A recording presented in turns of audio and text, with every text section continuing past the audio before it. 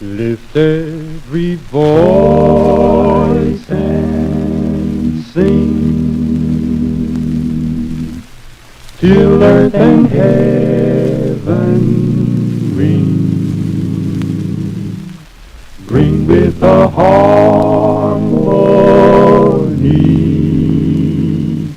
of liberty.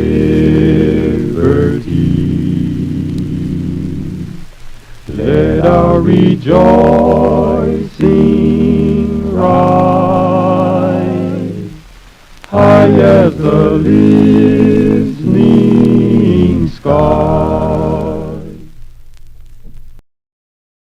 Good afternoon, Professor Sheel, and thank you for joining us for this conversation about Black Music Month and Juneteenth.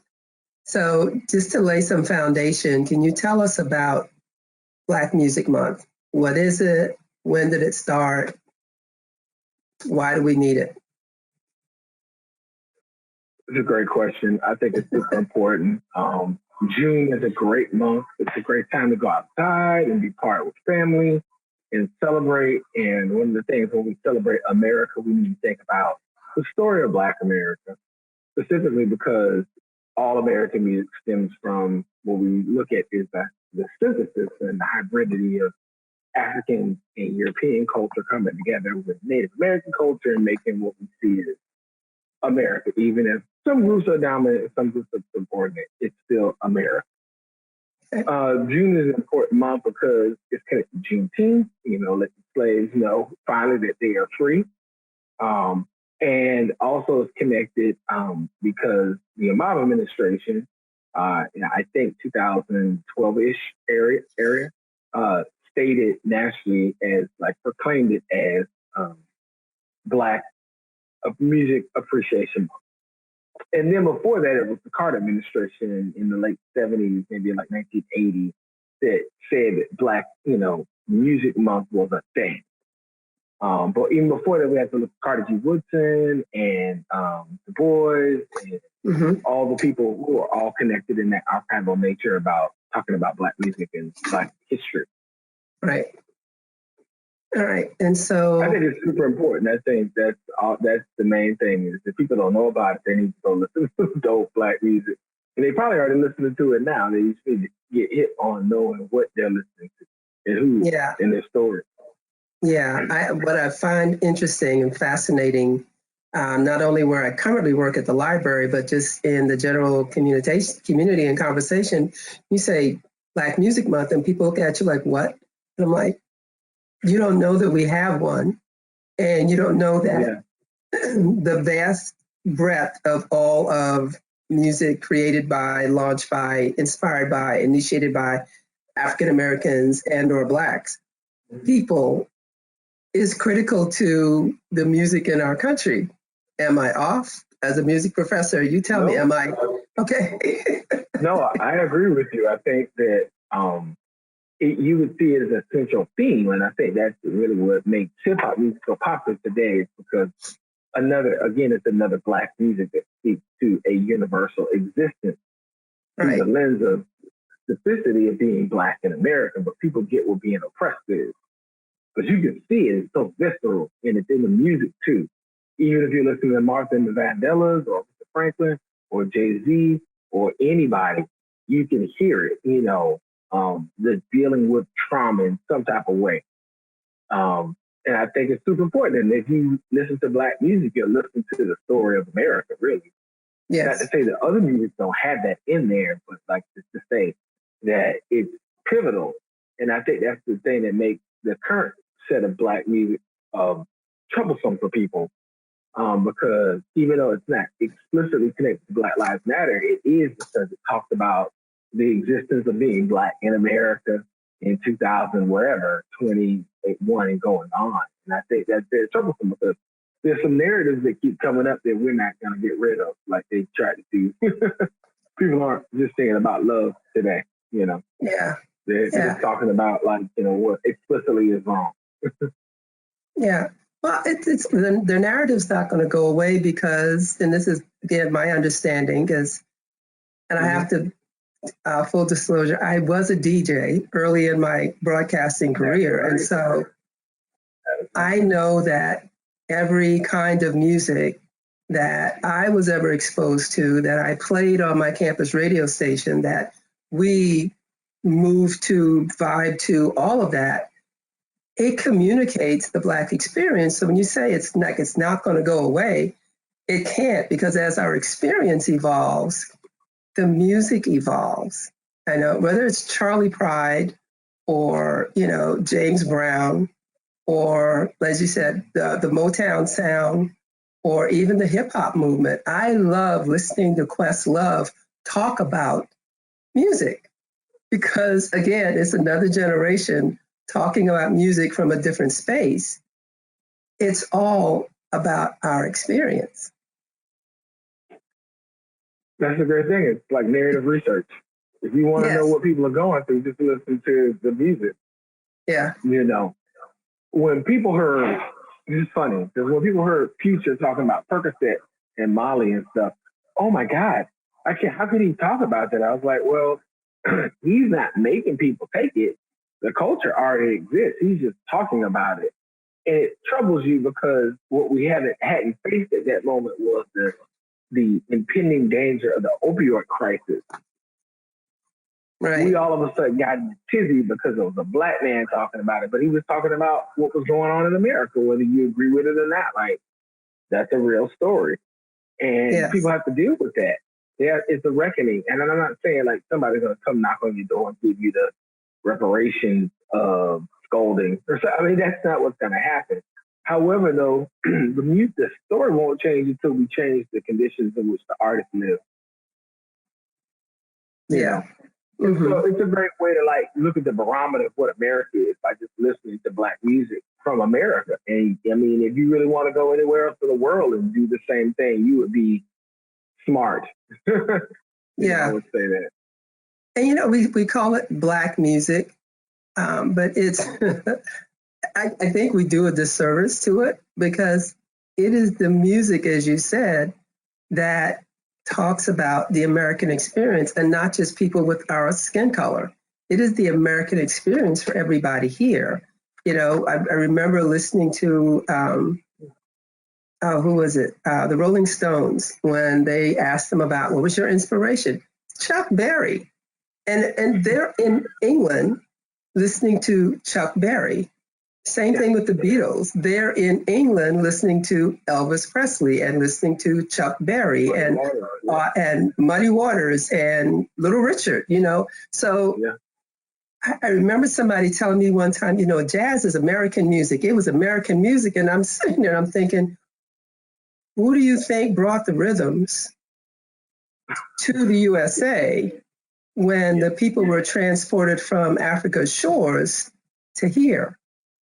And so it's like, all right, you can claim it as that, but you can't discount the origin of basic rhythms that enslaved people brought with them and created in, where they worked, where they lived, in the plantation system. I think, well, one is a good question. I mean, if I have to draw on all the, the damn learning I've done by listening to people like Nick Payton and a variety of other people in that vein, is to say this. I think in order for people not to misappropriate it, you have to drench it in the name Black American music. Mm-hmm. So it doesn't get confused and it doesn't get assimilated, lumped into the thing without recognizing what it is. And so there was at one time, because in Harlem they used to do the review. Mm-hmm. Before it was called R&B, I forgot what it's called, the Harlem something review. And so when we talk about race music, that was a strike at some point. Yeah. And now it's become a check. For many people, in order to attain success, they have to go through this gate of Black American music. Okay. It's for the world, for them to be recognized. I mean, you can name any high-level person. Mm-hmm. When they say some of the people that they love, I mean, all the people, all the great singers, whether they're white, Black, or whatever, have a Black artists from early American music in their catalog that they love. And the reason why, because it's part of a, I don't want to say a clearinghouse or a gate or something, but in order, because people know the authenticity that comes with the Black experience in the artistry to express that. Right.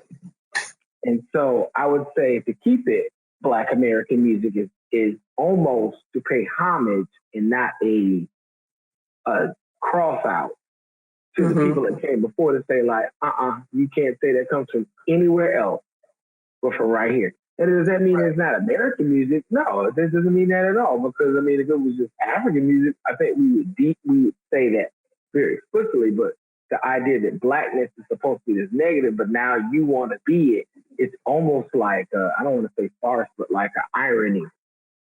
You know, to me, in my mind, I'm like, yeah, it's like when you see a racist going to the beach and they're like, and I'm sorry, anybody, and they're like sunning outside, and you're like, but you hate Black people, but you're like, so they have to face that. Yeah. You know, and everyone else in the world has seen Black music and American music as one of the pinnacles of not the 20th century, if not the 21st century. Like that's the paradigm. So, I mean, like everything else, everybody else loves all the Black music except for people in America. So, we'll make money with it, but we won't necessarily give it love. You know, I say that. Yeah, they appreciate the financial return to them, but not necessarily the legitimacy of it. So how do we, it's not you by yourself, how do we close that gap? How do we increase or raise awareness of the importance of the music, the origin of the music? How do we do that? And I'm not talking about folks older than you and me. I'm talking about the people in your classrooms. How do we do that? Well, I mean, I don't think there's one patented way to answer. I mean, there's no patented one way to do it. Like, somebody back in the day would say there's no one way to skin a cat, right? Right. I don't know why they would be skinning a cat, but there's no one way of it. Multiple ways. And so I would say the same thing about this. So what I do, I can only speak to what I've done. Is because I work at Berklee College of Music, and I used to work at New York University, and I used to work at the in the CUNY program in New York City, in Florida community college system and state school system colleges. And I would say that in high schools in New York and Florida. But I think I even did some work in the college system in Illinois. I did. And one thing I think I've always tried to do in a through line is to introduce people to music that not that they are expected to know, but that they would never know. Okay. Whether it's new or old. So you can't just show them John Coltrane without showing them Hank Mobley.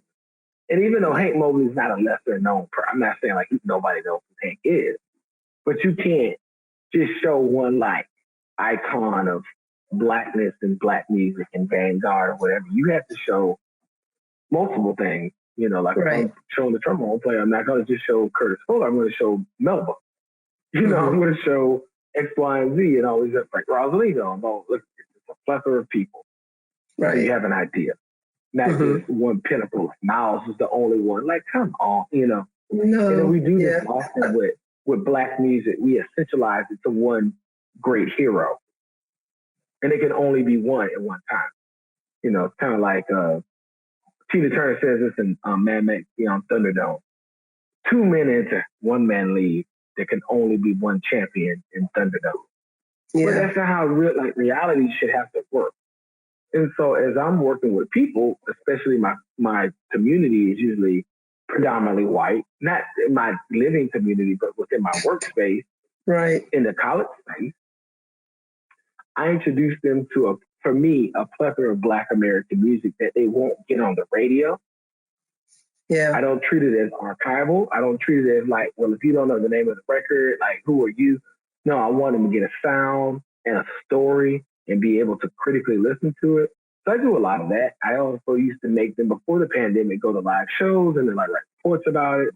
I would say you have to go to these specific type of shows. Please try to see, you know, ethnic music or international or music from foreign countries that come to our area or in other languages. And so I would do a lot of that. And then also on top of it, I just try to keep myself abreast as much as I can of what's like going on, so I can connect them to what they like, to what has happened before. So there's a through line, so they can get it. That's what just, they're just not ear slaves. I want them to be like active participants and seek it out. And so I do a lot of trying to tease it out with, and that's what I do. I think what we can do as a group of people is to, number one, acknowledge, like they're trying to do right now with this bill. I think somewhere in Congress or somebody's saying that they want to make James Weldon Johnson Lift Every Voice and Sing, the poem that his brother put to music, a national hymn. And I said that would be a great first step, because that's never been done. What Black music is held in high regard as something as a national blah, blah, blah. Right. Nothing. And so I think that will be, a symbolic first thing, because there's no national hymn to begin with. So why not start with that one? Let it begin with that. Isn't Lift Every Voice and Sing considered the Negro national anthem? Unofficially, yeah. Like it's never been. Well, you and I both know, listeners, the Black people did not vote for that. We just kind of adopted it as like that. I feel it should be, but it's not a thing. But if the nation, the president, the people in Congress were to, and this is like honoring the land and the Native Americans, like honor our place in not just the music history, but also in the nation's history, by taking something as important as, if you've never listened to the Negro National Anthem. Oh my gosh. Lift Every Voice. It's a beautiful song. First of all, harmonically it's beautiful, it's dope. Yes. To the way the melody lies along with the cadential points is like super dope. And then the voicings are awesome. Yeah. So, and if you listen to the words, you'll see it's a central theme in Black culture in America. And this is the thing I want people to get. If you listen to all the Black music, there's really nothing about hate. It's about anger and retribution, maybe somewhere on the real far fringe. Most of it is just about getting along and getting the dust of the day off. Ellen Tenor Miles Davis once said, it's like that's what jazz does, right? But I would even go further. That's what Black music does. So Black music does. If you tap into that, I truly believe that you'll be more aware, whether you're Black or not. And it's the same thing I said. I listen to all types of music, so I'll just listen to Black music. I need to know the story of people from this specific country and Laos. I'm going to listen to Singaporean music because it's some really dope stuff in there, and stories about maybe overcoming because maybe it's during a time of political upheaval.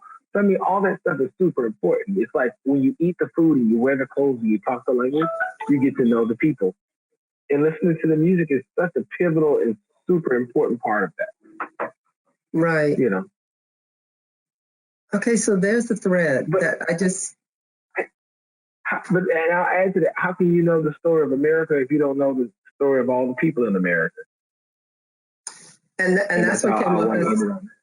That's what came up. What came up for me as you said that about everybody's music tells their story, and so how are we not listening to music from the mestizos and from Mexico / Texas / California, because at one point it was all Mexico.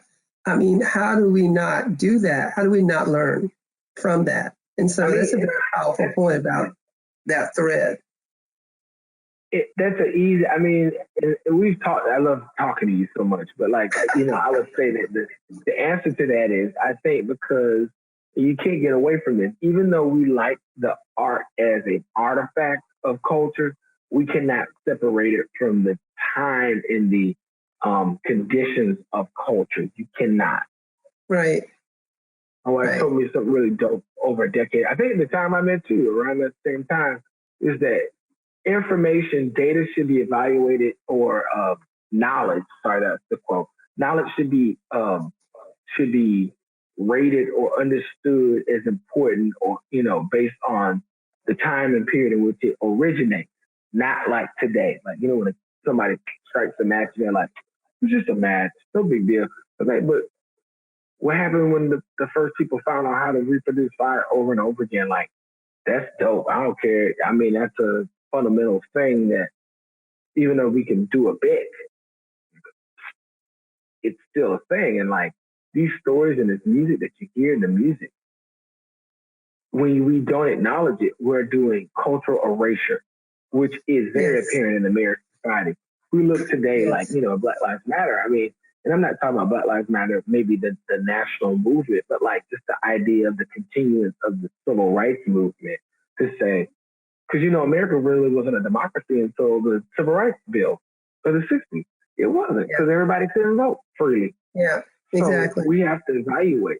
Yeah, we have to evaluate when we listen to these music, and we have to not try to erase people because we have some type of assimilative view on what America is. Like, we all have to be this way. But then who decides what that way is, and who is that based on? Who's the model? And I think we've been living in an America that's been very assimilative, and we know that today. And today, the country demographics are changing so rapidly that people want the real stuff. They're not trying to like what represents America. They're trying to portray it and produce it and promote where they are inside that to the world. And so I think if everybody just chills out a little bit and keeps listening to Black music, because Black music is alive. It's super dope. The stuff you hear on the radio is not the all end all be of Black music. Yeah. It's like less than 1% of 1% of all Black music.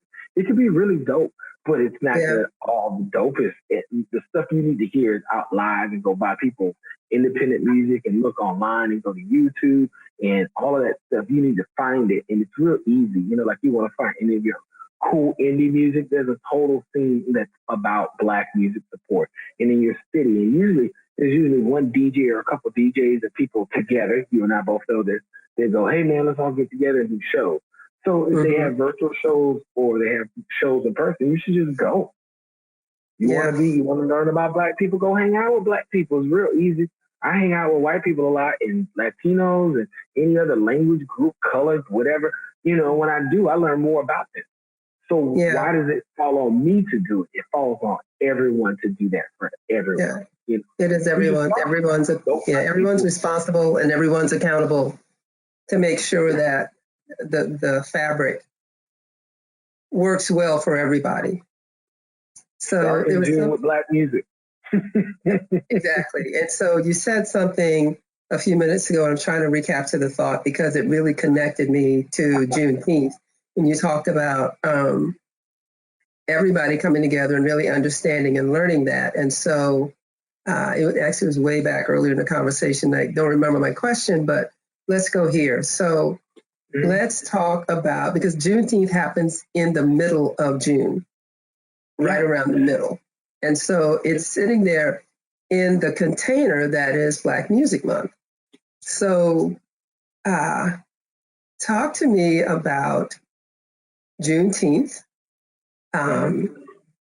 its significance to the culture and importance. It may be the same thing. I'm probably interchanging words, but just bring me to Juneteenth in terms of knowledge and understanding and awareness and knowing this is critical to a group of people that everybody should know about, because we're talking about two concepts that are not in the history books, not in the history books that are being used now.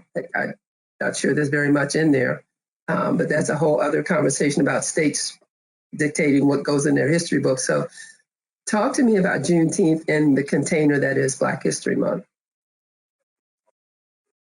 Well, I mean, Juneteenth within the month of June, which is Black, Music Appreciation Month, I think is very fitting, this at a month in which the spring is sprung. Okay. Perfect. totally a lot better than February, where everybody's locked in the house. Yeah, pretty much. Well, which I mean, I still love February. It's super dope. But like at the same time, June is a month of renewal. And so we see Juneteenth, if you don't know, is a celebratory time in which the slaves in Texas finally found out that they were free. Civil War had ended. Yeah. So the plantation owners were holding out, so they didn't know. And by the time it gets down there, they now find out that they are free, and it becomes this moment of jubilation. And so what more can you do? Because it can't be July 4th, because that's a very patriotic American thing. Yeah. And Black people aren't seen as American. I would usually say today, but I definitely would say not until the 1960s. Even though they were free, they weren't seen as like part of the whole. And people kept pushing them to the outside real hard. You could read a lot of books about it. The Souls of Black Folk, perfect example. Just read that, you'll see. Historical data, not even skewed by bias. One of the foremost sociologists of the 1800s and the 20th century. He writes about it. So I think Juneteenth is super important to kind of like end the idea of this appreciation of the music, because Juneteenth for Black people in America is really kind of like our national Mardi Gras. It's our, it's a celebration of a breaking of something. Yeah, breaking of Mardi Gras. Right, yeah. right. Mardi Gras is you have all the party before you do this. Yeah. It's a reverse, right? So, and that's only New Orleans, but within New Orleans, in this Catholic kind of celebration, all throughout the Caribbean, they have, what's the thing up north in Canada? I can't think of their celebration, but Goombay down in the Bahamas, and then you have the one in Antigua, and everybody has their own festival. And so to me, Juneteenth should be like our national Black celebration month, where we're out like celebrating not just the freedoms, but the cost of being free in America. Yes. And how we should celebrate that people fought long, even in that idea of not knowing and coming out of it, but still being thankful. And the music is a great vehicle to talk about that story.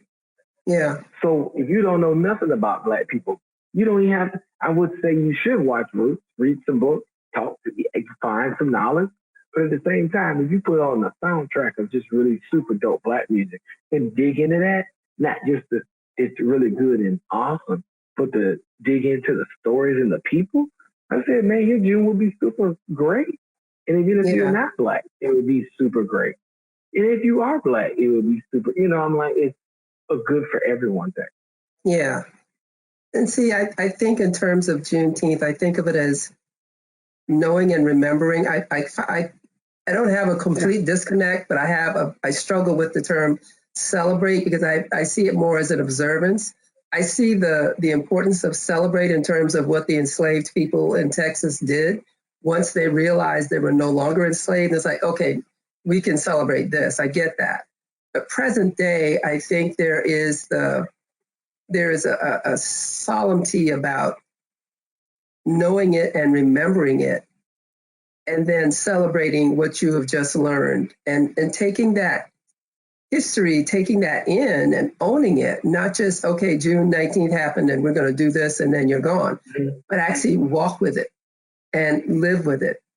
You mentioned something about roots, and your wife's comment earlier about things being refreshed and revisited and seen again. And I heard, when I listened to the cast of the 2016 version of Roots, talk about that. And one of the actors talked about the importance of seeing it again through fresh eyes.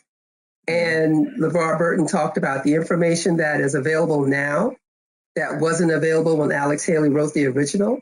And so to look at it again with fresh eyes if you've seen it before, and for young folks who have never seen it, to see it in the context of their contemporaries, bringing that forward. And so And the last thing he said was, and sure, in 20, 30 years, it could be redone again. And I never considered that concept until I realized, because as we mature, as we grow more, as we learn more about it, there is more to understand about it, which is probably the closest thing we'll have to a history lesson about the actual transatlantic slave trade that is known in the whole country and is visual, which I don't think everybody's dumped books. I know people still read books, but I think a lot more people take in information visibly. And yes, I need that to be the fact. So I think a lot more people, that's the success of a visual medium, is it just makes it more visceral. It makes it more feeling, more emotive. People can connect to it more. And folks who are challenged with reading are able to take that in. So I was really looking at and connecting to the notion of refresh and re-engaging and remembering. I agree with you. I would say I take a book from my Jewish friends, my religious or cultural friends who celebrate Yom Kippur.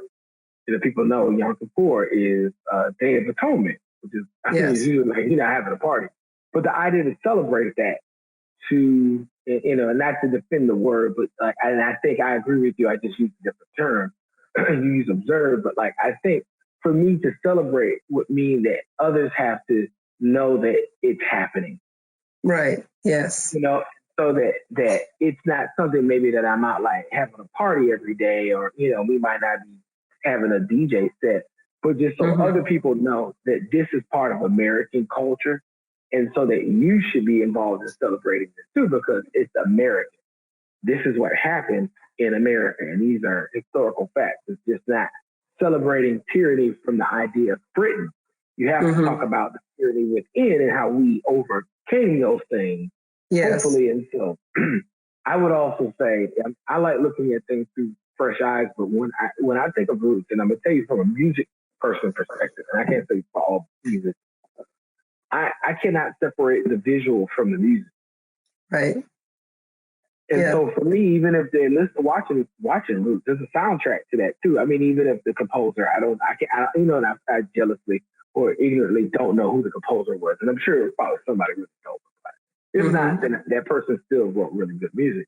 But I can't separate that when I listen to it and watch, for instance, on Amazon Prime now, they have a whole series, like an Afro-futuristic revisiting of Black, about the Black experience on the Underground Railroad called The Underground Railroad. Yeah. And then music that I heard in the beginning is just awesome, because even the frightening soundtrack sound heighten your awareness of but this is a thing.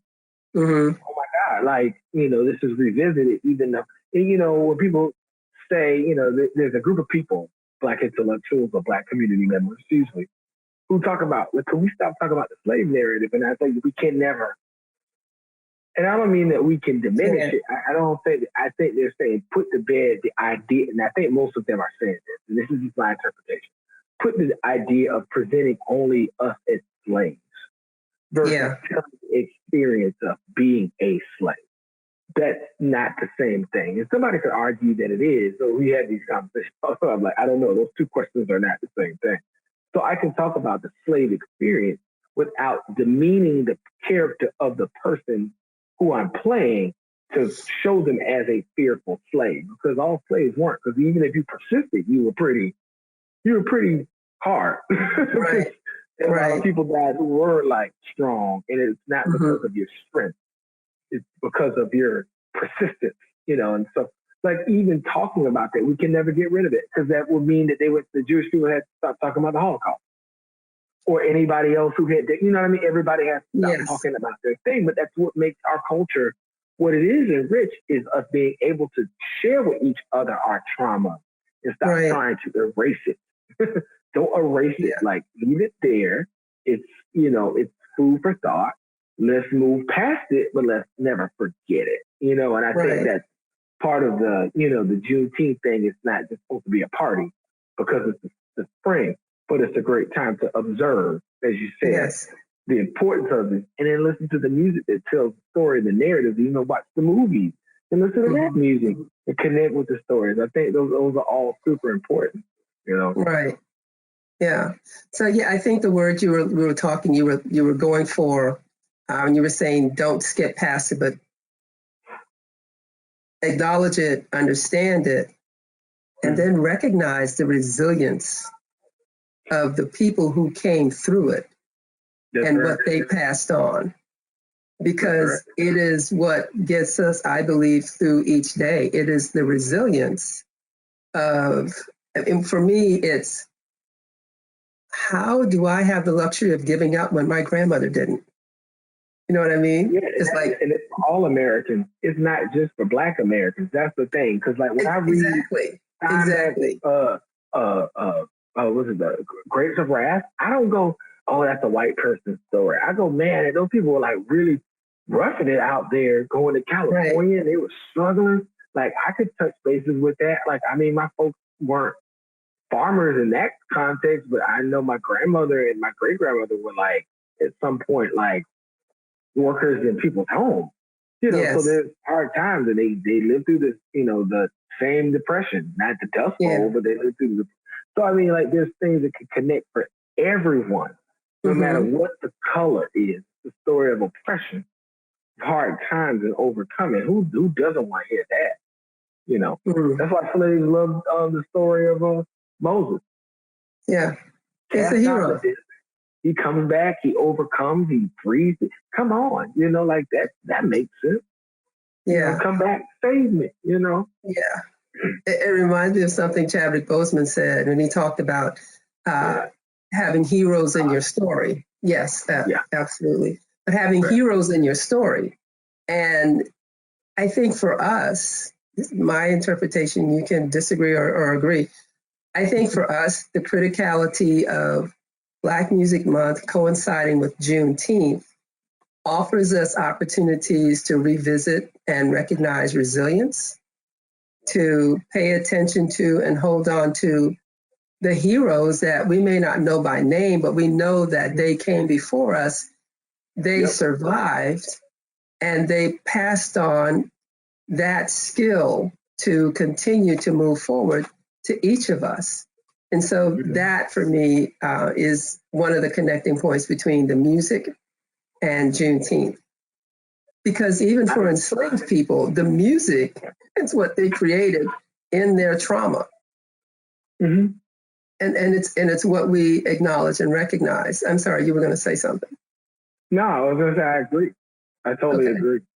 Okay. It was a really great writing, I think, that not only point to the music, but the artistry of Black America. You know, this is really great writing by Cornel West. I think about the artist Buford Delaney or Delaney Buford. I think it's Buford Delaney. I think it's Buford Delaney.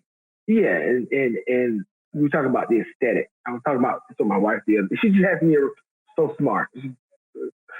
But really hard not to be thinking around her. But so she talks about this Black aesthetic thing. I love her. But the thing I was talking about the Black aesthetic and like how come these things we were talking about actually, this is the funny thing before I talk to you. Our children had these little toys, and I'll get to why I bring this up. Right. So every little I have a 16-month-old child and I have an almost 5-year-old. And so a lot of their toys are these specific songs. And I know because I teach at a music school, at a conservatory, the songs and what they're song, some of them are Wagner, which you see the super anti-Semitic. Some of them are Beethoven and Bach and Mozart and blah, blah. And she goes, and Chopin, and I got, it's the same songs. And one is this Dvorak tune, New World Symphony. And my wife goes, why do those songs get picked? And I go, And that's the question I always ask. And nobody ever wants to say, because their answer is, it's beautiful and it's appealing and it's everybody knows. Duh, Deidre, everybody knows, and I'm always like, but does everybody know that? Because I don't know if you went to everywhere in the world, they would go, that's beautiful. They might go, that's cool. Yeah. And so she asked me, well, how come American toys don't have American music? And I said, I don't know, it sounds like a business we should start because it sounds, even though that'd probably be expensive paying the copyright to those people, it would be worth it to have Duke Ellington on a Playmobil thing. Like it's so silly. Like that doesn't exist already, Mm. and nobody can say it. Well, it did and it didn't work. No, they just never did it. You know, it's like, well, I don't want to pay him the music because you know Dvorak's dead. There's nobody that the Dvorak heir that owns the music because it's all Right. you know, it's all cover. But Duke Ellington's music is still owned. I met his daughter. You know, she's still alive. No, you know, so. And I think that's part of the thing I wanted to talk about earlier is like, because people didn't see Black people as 100% human. And there's still this kind of like distancing and racializing of the music that says it's less than. You know, and that's kind of where we're coming. That's why all this unrest is happening in the country. It's not because Black people are starting mess. It's because they're just saying like, no, I'm a human. We've always been human. You ain't gonna talk to me like that. You're not gonna shoot us anymore. You're not, and people are standing up because we are definitely Americans. We know we're human. Everybody in the world sees it. They're upset about it. And we're not, you know, and that's the thing. And so what happens is there's Robin DiAngelo would say in her book, White Fragility, it's a microaggression thing that Daryl Wing Soon says from Columbia when he talks about microaggression. It's happening over and over. And it's not micro, it's macro. It's macro. And so we're just at a place right now where people of you, I mean, I think this is a great month for, I mean, now that the COVID's over, well, you know what I mean? We're breaking the... Coming out of it, right. People are getting the shots and things are getting better. And, you know, now that we're going back to one another, we can't go back with the same... You can't put... What is it? You can't put old wine in new wine skins. Exactly. You can't put new wine in old wine skins. There you go. Yeah. So we can't take this new us and go back. And I love that you're here because it's so great. How do you know everything? You're like, so, because if I throw an alley, you could slam dunk, right? So I look at it. So when we re-enter, we can't come back. We've changed, and now we're going to go back to old habits. It's someone PR said that behavior is the substance or is the artifact of living. Behavior belongs to living organisms. And so now we've changed. We're not the same thing, even though we look kind of the same, but we're not. You know, all of us have gone through this. So how about we go back and let's do it the right way this time? Let's listen to each other. I'm going to listen to your music. You listen to my music. I'm going to listen to your culture. I'm listening to you. You listen to... Don't just get me to listen to your stuff and get me to understand you. You have to listen to my stuff so you understand me. And that's what June and all of these months, because I want to be very clear that whoever watches this or listens to this, it's not just like Black Music Month is the only music month in America. There's tons of, if you argue about country music, well, it's the whole city, whole state. They had a whole month about. I mean, like there's tons, like it's not one of those things. So it's not an exclusionary thing. It's just to say like let's include this as part of what we consider important. And so I think that people need to look at June as that, like to consider the stories, because Black music doesn't just tell Black stories; it tells American stories. It tells American stories, exactly. Yeah. And so, there's so many things that went off in my head as you were talking. So, that's okay. One of the pieces that stays with me is that notion of multi-ethnic trauma. That's the phrase I'm looking for. Which means, as we said, we listen to everybody's music, we acknowledge everybody's work, and really pay attention to the stories that are told in those songs, in that music. There is, for me, I am always attentive and attuned to words and sounds. It's genetic. I don't know when it started. It's always been, but so my sister sees me. Did you? I said, well, didn't you know? Well, no. I said, well, I saw the credits because I watch the credits. I read the credits.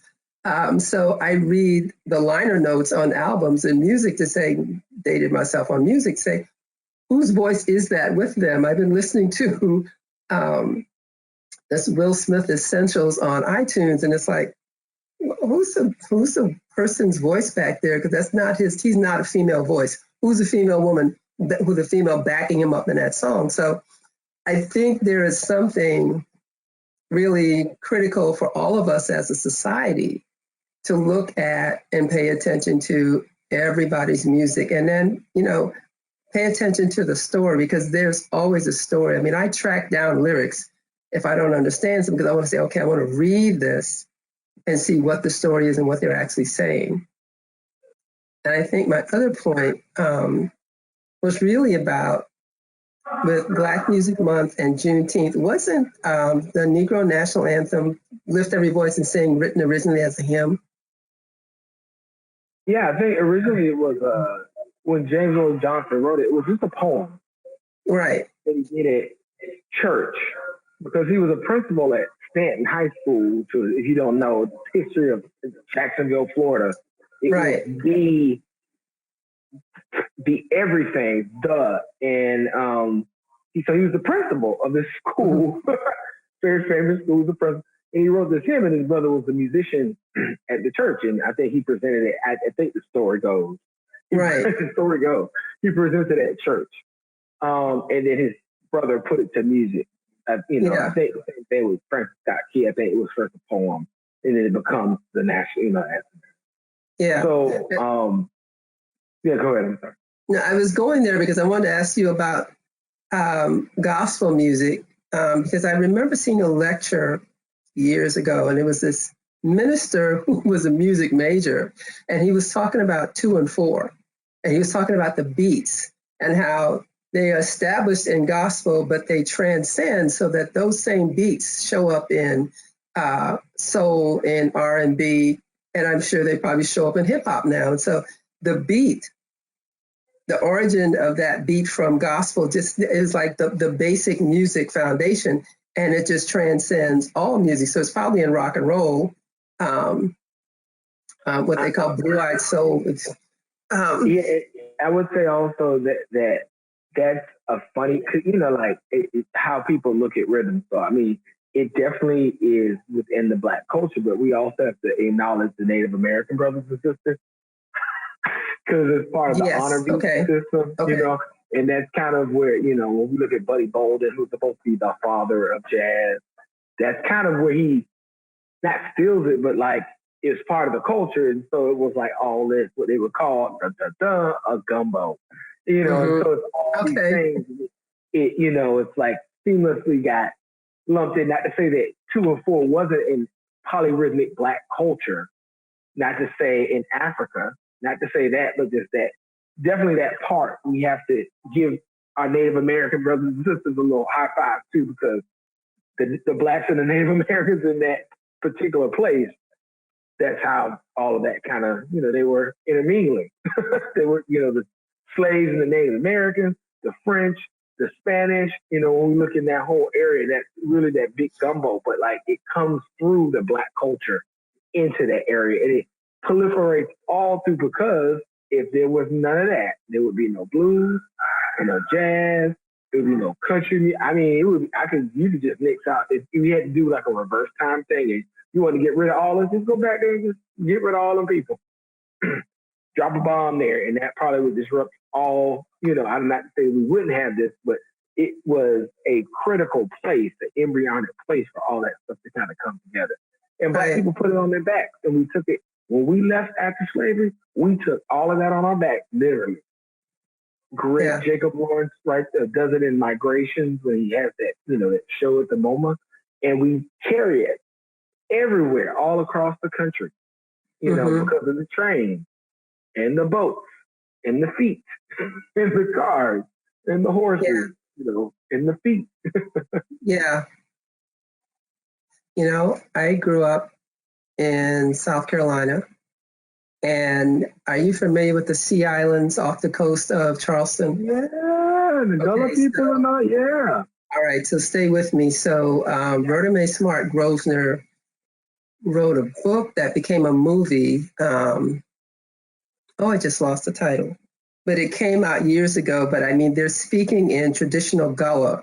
And I remember going to see it when I lived in St. Louis, and my friends were like, I said, just make note, we'll talk about it when we leave, because I grew up listening to it, so I could decipher it. But I remember in that story, this is bugging me that I cannot remember the name of that movie, but it was written and produced by Casey Lemons, one of the early Black female producers in Hollywood. But part of the storyline is in that Sea Island area where this family lived. One of the daughters falls in love with an indigenous man whose family is right there. And so, as part of her escape, because it's either stay there and be wiped out, Daughters of the Dust. So it's either stay there and be wiped out, I've seen that. I thought you were talking about that. Yeah. Or run away. And so she runs away with her indigenous lover. And so it's like it's not an unusual thing for African American people and indigenous Indian people to connect that way, because they were both oppressed groups, but they were also what's the word? Outsiders is not the right word, but it works for now. They were also part of those populations where it made sense for them to unite and see each other and fall in love with each other and come together and say, this is where I want to make my life. And that's very present in the Sea Island culture when you get down to the Fusky Island and St. Simon's Island. All that, you can see it in the physical makeup of the people. The Sea Islands, you see it down between Beaufort and Charleston and Savannah. You can see that physical makeup of those people because that's their origin story. So I got a lot of friends that are from Charleston, and what they would call themselves, I would never say it, but they would call themselves Geechee. And I totally, I'm just saying, because I just want everybody to watch this. Don't run up to me and be like, oh, you're Geechee? Don't do that. But so, they would identify, whoever watches this, though, right? It's not an epithet, but just like you would definitely not run up to somebody and say that. But I love the culture and the music, and it's very beautiful. But you can say Gullah, because Gullah is now an established, Senator Jim Clyburn did it. It's an established corridor from, I want to say, McClellanville, South Carolina, which is just below Myrtle Beach, all the way down to Savannah. It's the Gullah corridor because that's to take care of erasure. You know what I mean? That's the thing. You have to spell it. You have to honor it. If not, somebody's gonna come by with a pencil. Yes. And it'll be gone forever. It's actually being attempted now as people try to buy up the property owned by the Gullah descendants and create, eminent domain and all kinds of laws to take it. So that's still going on, but you and I could talk forever. Yeah, we can't. So just to pull this together, as we talk about, because our focus was Black Music Month and Juneteenth and the importance of the connection and understanding both of those. Are there thoughts, ending thoughts, concluding thoughts that you want to leave our audience with to think about as they look at ways to, and I would encourage people to engage and research and embed yourself in these histories so that So what do you think? I think this is a wonderful conversation. First of all, always great talking to you. As I've said before, I hold you in high esteem. Broke many barriers for me early on. I will say this. Well, I would think that people, with the intersectionality of, and if you look at these as problems, or like prompts, intersectionality, because that's what intersectionality is the issue of what is Blackness in America. It's a great prompt to go with, not a problem, because I'm not a problem. And the other one is not just what does it mean to be Black in America, but what does it mean to be Black in America in the 21st century? And if you are influenced or brought to a reckoning or questioning about either of those, which I think most people should, because we've seen it on the news and everything over the last several years. If you haven't even thought about it once, I don't, either you're very callous or you don't watch the news.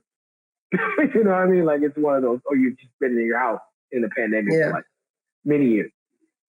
Is to say this, but like go on TV, go on the internet, pull up a documentary, listen to some, before you even watch the movie, before you watch Malcolm X by Spike Lee, with Denzel in it. Before you do that, go download or go to Spotify and look up the original movie soundtrack for Malcolm X. Just listen to the music. Real easy. Before you go watch Glory with Denzel, Morgan Freeman, and Matthew Broderick, and Andre Brown. Yeah. Before you do that, go find the soundtrack for Glory and listen to it. Might not be by a Black person, but it's supposed to be about this time, and it's also about this Black experience, and all that stuff. Mm-hmm. Before you watch Ken Burns' documentary on jazz, just go find the CD set and listen to it.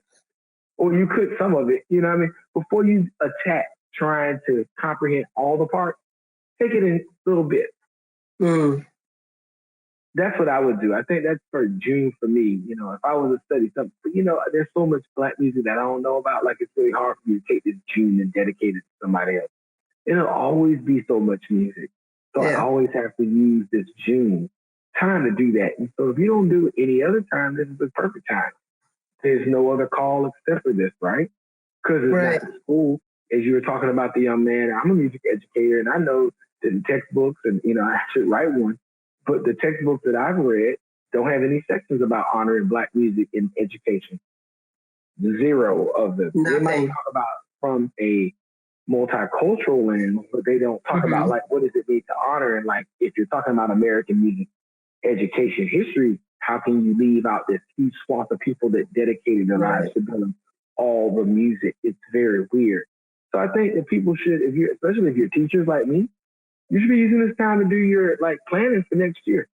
I had a student at Berklee, and I'll tell you this really quick. Super dope. She did a project. Her thing was developing a curriculum for about hip hop. And then she eventually said, well, I really think Black American music, this woman is not Black. Okay. Very, I just say different ethnicity, not white, but not Black. And she ended up developing a semester worth of this class honoring Black music and doing the things we talk about: discussion, listening, doing, talking about, dialoguing on making the. So just like this really great process. And I think that we all should do a little bit of that.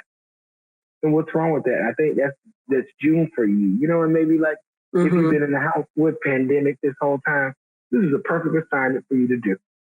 Log on to Winter Park Library, insert link here, pull up some music, email Dr. Edwards. There'll be tons of planning and programming. And I think this is a wonderful time for you to celebrate not only Black Americans, but just America. Yeah. Right before 4th of July. It's a great way. If you want to ease into, saluting the chief, great. Start with Christmas Attic. And then just keep going west. You know what I mean? Yeah. Yeah. And while you're on the Winter Park Library site, check out the YouTube. I think it's YouTube. No, we have a Spotify link. One of my colleagues created a Spotify link of jazz music. But she did it for April because April is National Jazz Appreciation Month. And so the Spotify link is out there. Yeah. And so I am, cruising through there, and I'm like, rolling down the road with John Coltrane going, because I know A Love Supreme is what I've always heard, but there's so much more to him and the people that he played with, Max Roach and all of these wonderful folks. And it's like, oh, there's a whole other, and I thought I knew jazz. I mean, I know this much of jazz. I know this much of all Black music because I know what I've been exposed to, but if I'm intentional about it and I dig, I think there's more. So, yes. I have 2 degrees in it, and that means 0. Not to say it doesn't mean anything. I'm just saying, but you're still discovering. Right. And that means if I'm still discovering, because I'm no Phil Shep, I'm not an archivist in that way. I know a lot of stuff, but he knows a lot more. And there's somebody that probably knows way more than that dude, Yeah. So, I mean, there's always more to learn. And I think if we just do it from a loving perspective, that made all of this so much easier. all the things that you consider blackness in America, all watch this. This is going to be a hard statement. Somebody's going to be like, ugh. Okay. All the things that you love about black culture in America are in opposition to it. I'm going to tell you how great and how wonderful and how genius it is. So if you say black food tastes so good, imagine this. Those are not the foods that the slaves picked. Those are the things that the master threw at them, the little tidbits and whatever. And they took all of the. So when you say black food is so bad for you, like, yeah, well, that's all those slaves could eat. And traditionally, because we've been under a socioeconomic foot all the time, it was what was left. Things that we can subsist on, right? But we made it into something dope. The clothing we made, the scraps we made into something dope, and then we made our own style from whatever. The dances, breaking our families up and losing our history and being able to cobble together the fragments into something and recognizing and pulling from the generational past, the DNA from our ancestors. So, I mean, it's like a lot of, even the music, even like having broken language and coming up with something like the genius of Gullah. Like, that's a country because those people came here and it all mixed together, not because that was a language in Africa. No. That's like 8 different things. Right, like French, English, it's some West African dialects, and all mushed together. You know what I mean? 54 languages on the continent that all came over here, and then you bring in the Caribbean, and you bring in the French, and you create the patois that didn't exist anyplace else until it got here. And so, and it just keeps evolving. So that'll be our next talk. We'll go into the language for our next talk. Dr. Edwards. And she's going to put the link below somewhere because I think we'll hopefully have more of these discussions. I think we need to. A great cultural bearer, and a stalwart, Yeah. I look forward to talking to you more. All right. Thank you so much, Professor Sheel. I appreciate this. This was great. This is awesome.